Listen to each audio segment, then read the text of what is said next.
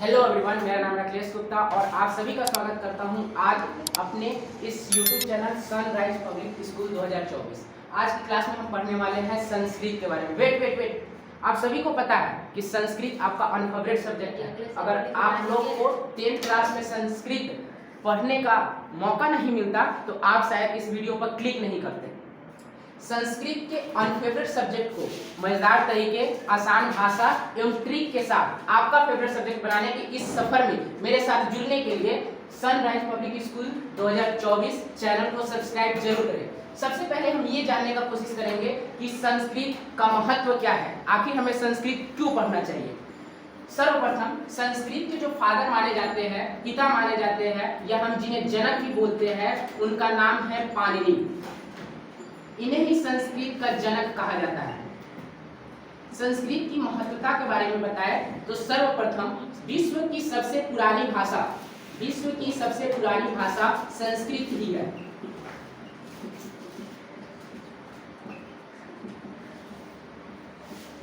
और यहाँ तक ये भी बता दूं कि जो हिंदी हमारा भाषा है उसका भी उत्पत्ति संस्कृत और प्राकृतिक भाषाओं के मिश्रण से हुआ है। दूसरी, संस्कृत की महत्वता ये है कि ये विश्व की ऐसी भाषा है जिसे देवताओं द्वारा भी बोला गया है। ये देवताओं की भाषा है। और हमारे जो ग्रंथ है, वेद है, पुराण है, उपनिषद है, यहाँ रामायण, गीता एवं और भी सारे ग्रंथों की जो भाषा है वो संस्कृत भाषा में ही लिखी गई है। लेकिन दुर्भाग्य की बात यह है कि हमारे इंडिया में, भारत में हमारी संस्कृत भाषा को जानने वाले लोग 0.1% ही है, जो कि न के बराबर है। संस्कृत भाषा से ही हमारी संस्कृति और संस्कार बचे हुए हैं। अगर संस्कृत भाषा का खत्म हो गया इस दुनिया से तो हमारे इंडिया से संस्कृति और संस्कार की भी कमी है। चलिए, यहाँ पे हमने कुछ डायग्राम बनाए हैं। एक है हमारा राम और दूसरा है हमारा सीता। सर्वप्रथम हम ये जानने का कोशिश करेंगे कि अगर किसी लड़के का नाम है या पुरुष का नाम है तो उसका संस्कृत क्या बनाया जाता है। यहाँ पर स्पष्ट देखिएगा कि जो राम लिखा हुआ है इसका संस्कृत अगर हम बनाने का कोशिश करेंगे तो राम का संस्कृत रामा होगा। और यहाँ पे हम लास्ट में विसर्ग डालते हैं तो इसे हम राम ना पढ़ के रामा पढ़ेंगे, क्या पढ़ेंगे, लास्ट में ह का उच्चारण करेंगे। इसी तरह अगर हमें श्याम का संस्कृत बनाना है तो श्याम का संस्कृत में हम श्यामा, यानी लास्ट में हम विसर्ग डाल देंगे, श्याम का संस्कृत हमारा श्यामा हो जाएगा। अब यही लड़की के बारे में देख लेते हैं। अगर संस्कृत में हमें किसी लड़की का संस्कृत बनाना है, जैसे सीता है, तो सीता को जो संस्कृत बनाएंगे सीता का सीता ही हो जाता है। इसमें हम डबल विसर्ग का प्रयोग नहीं करते हैं। ये हम जानने का कोशिश करेंगे कि अगर किसी लड़का का नाम है तो उसमें डबल बिंदु लगाकर हम उसको सजा देते हैं, लेकिन अगर किसी लड़की का नाम है तो उसमें डबल बिंदु लगाने की आवश्यकता नहीं है। वह का जो संस्कृत होता है लड़का के लिए वह श होता है, वह का संस्कृत लड़का के लिए श होता है और वह का संस्कृत लड़की के लिए शा होता है।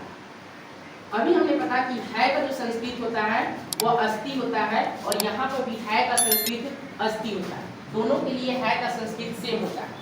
हमने तीन चीजें नोटिस किया कि वह का संस्कृत पुरुष के लिए श होता है और वह का संस्कृत लड़की के लिए शा होता है।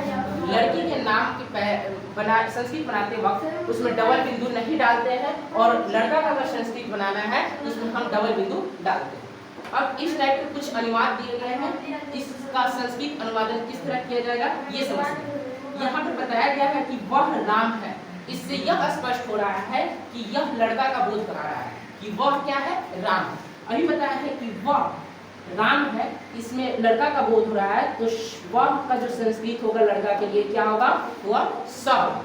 यहाँ पे राम है तो राम का जो संस्कृत क्या बनाएंगे, रामा।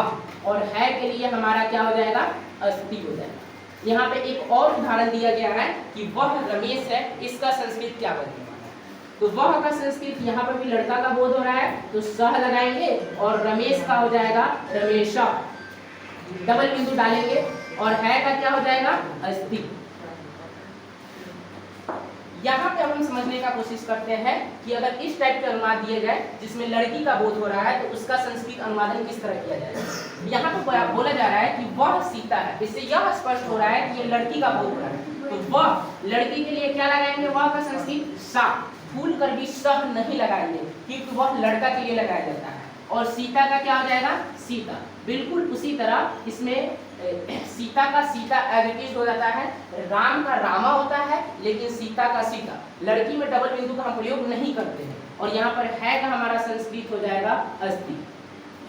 दूसरा उदाहरण हम देखने का कोशिश करेंगे कि हमारा दूसरा उदाहरण दिया गया है कि वह गीता है। तो यहाँ पे वह का जो संस्कृत हम लिखेंगे शह लिखेंगे कि सा, तो सा लिखेंगे। और गीता का क्या हो जाएगा, गीता हो जाएगा।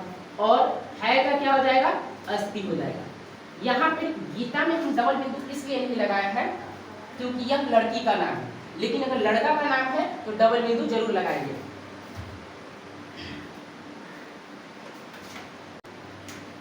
यहाँ पर हमने कुछ अनुवाद दिया है कि वह श्याम है, वह गीता है। इसके अनुवाद हम संस्कृत में कैसे बनाएंगे ये देखने का कोशिश करते हैं। वह श्याम है, इससे स्पष्ट हो रहा है कि लड़का का बोल रहा है, तो वह का जो संस्कृत हम सह लगाएंगे, अभी हमने देखा था। और श्याम का हम श्यामा लगाएंगे क्योंकि लड़का का नाम, पुरुष का नाम। और है तो दोनों के लिए सेम होता है का क्या लगाना है, अस्ति लगाना है। वह गीता है, इसका हम अनुवाद क्या करेंगे, तो वह का जो संस्कृत होगा लड़की के लिए शा होगा और गीता का क्या हो जाएगा, गीता।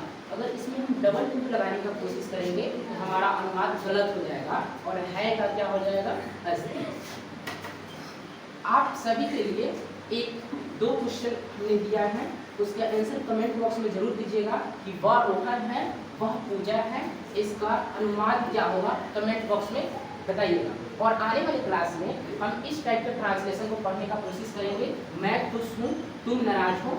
और इस टाइप को ट्रांसलेशन पढ़ने के लिए मेरे साथ जुड़े रहें। इसके लिए आप लोग को sir rise public school 2024 channel को सब्सक्राइब करना है और बेल आइकन को जरूर प्रेस करना है। धन्यवाद।